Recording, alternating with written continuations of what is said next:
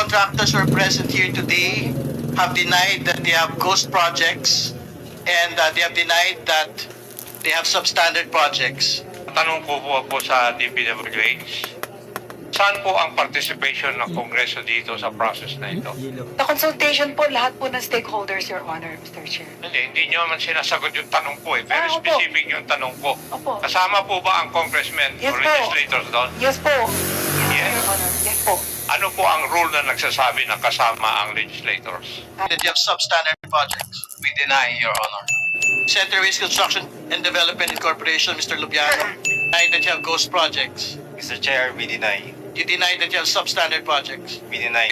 Ms. Alcazar, do you deny that you have ghost projects? We deny, Your Honor. Do you deny that you have substandard projects? We deny, Your Honor. AAA Construction and Supply, Mr. Natividad, deny that you have ghost projects? We deny, Your Do you deny that you have substandard projects? We deny, Your Honor. MG Samidan Construction, Mrs. Samidan, do you deny that you have ghost projects? We deny, Your Honor. Do you deny that you have substandard projects? We deny, Your Honor. LRTK Builders, Mr. Tiki. Trading and Development Services, Mr. Huy. Engineer Huy, do you deny that you have ghost projects? Yes, we deny, Mr. Chair. Do you deny that you have substandard projects? Yes, we deny, Mr. Chair. Highton Construction and Development Corporation, Mr. Marbella, do you deny that you have ghost projects? We deny, Mr. Chair. Do you deny that you have substandard projects? Yes, we deny. Deny that you have substandard projects. We deny. Royal Crown.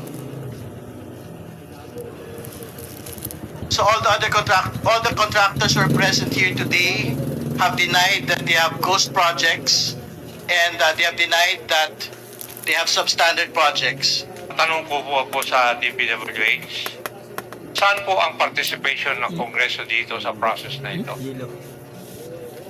Mr. Chair, dapat may consultation na po sa lahat ng stakeholders, Your Honor, Mr. Chair. Ano po?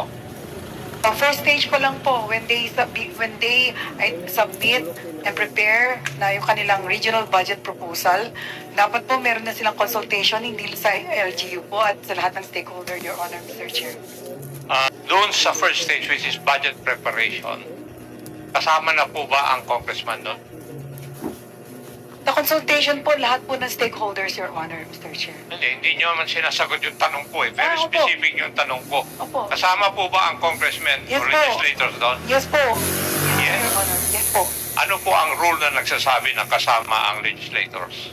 Stakeholder po kayo eh.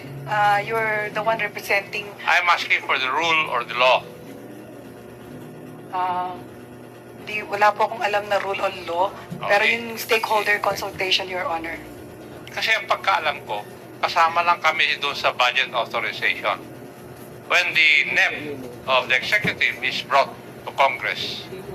Hindi ba yun? If we look at the budget process, Kami ho, kinoconsider namin na stakeholder ang lahat po ng